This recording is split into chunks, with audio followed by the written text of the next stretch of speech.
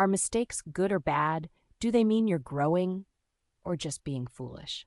Let me start with that question because if you're honest, you've probably asked yourself this more than once, usually late at night, replaying moments you wish you could edit, rewind, or completely erase. There's a strange relationship we all have with mistakes. We say things like, it's okay, everyone makes mistakes. But deep down, we don't really believe that when it's our mistake. When it's ours, it feels heavier, it feels personal, it feels like proof that maybe we're not as smart, mature, or capable as we thought we were. And that's where the confusion begins. Because on one hand, the world tells you mistakes are necessary for growth. On the other hand, the same world quietly judges you for making them. So which is it? Are mistakes healthy or unhealthy? Do they symbolize wisdom in progress or foolishness on display? Let me tell you a story. Not a dramatic one, not a perfect one, but a very human one. There was a time when a person I know believed that making the right decisions was the most important thing in life.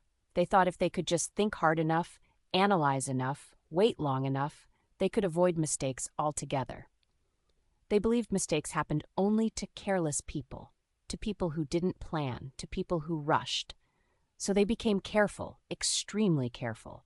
They overthought every choice. They delayed decisions. They stayed in situations that didn't feel right simply because leaving felt risky.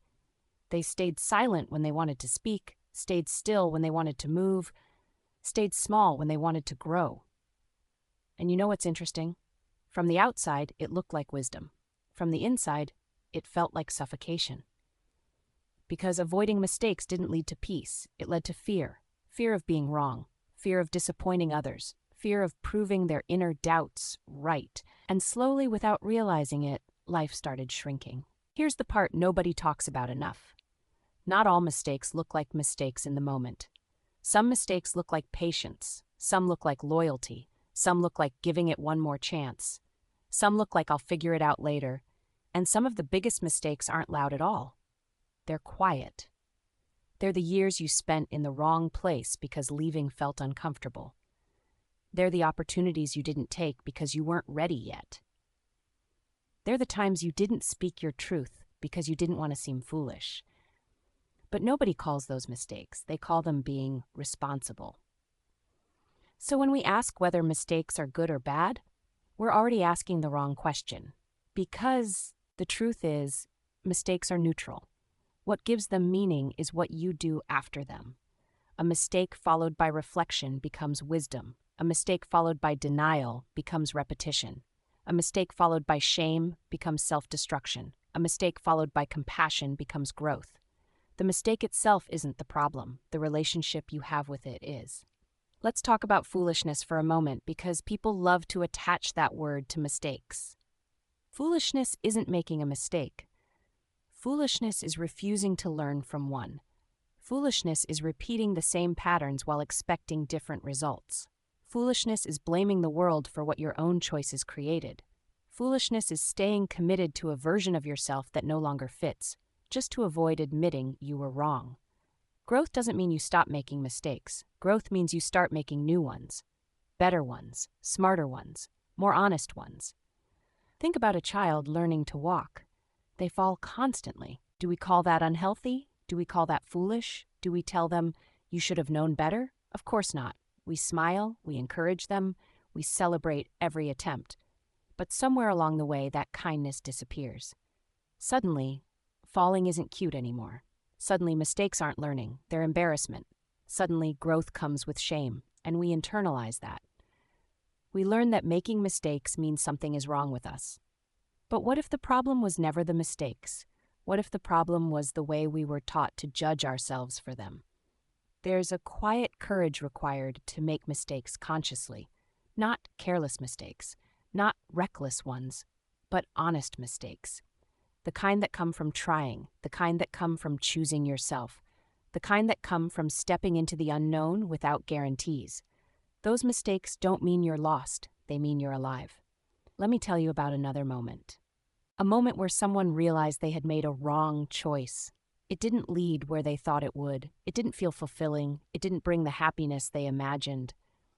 At first, there was regret, that heavy, sinking feeling that whispers, You wasted your time. But then something unexpected happened. They noticed that because of that mistake, they now knew things they couldn't have known otherwise. They knew their boundaries. They knew what they didn't want. They knew how strong they were. They knew they could survive disappointment. And suddenly that mistake looked less like a failure and more like a teacher. A tough one, but an honest one. Here's the part we rarely admit. Some lessons only come through mistakes. Not advice, not warnings, not logic. Experience. You can be told 100 times that something won't work. You can understand it intellectually. You can even agree with it. But until you live it, it doesn't settle in your bones. Mistakes turn knowledge into wisdom. Now let's talk about unhealthy mistakes. Yes, those exist. Mistakes become unhealthy when you use them as proof that you're unworthy, when you let one bad choice define your entire identity, when you stop trusting yourself altogether. Unhealthy mistakes aren't about what you did, they're about what you believe afterward. If your inner voice says, "I made a mistake, so I'm stupid," that's unhealthy.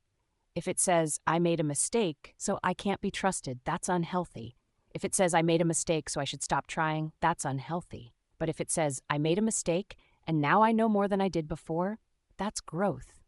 Growth isn't clean. It's messy. It's uncomfortable. It's full of second-guessing.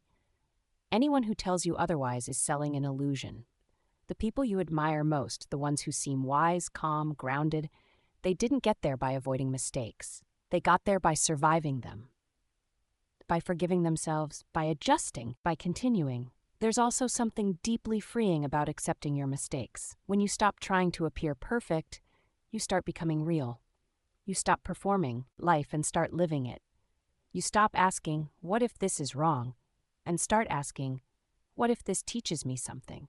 That shift changes everything. Mistakes also teach humility. They remind you that you're human, that you don't have all the answers, that you're allowed to change your mind. And humility isn't weakness, it's flexibility. It's the ability to grow without breaking.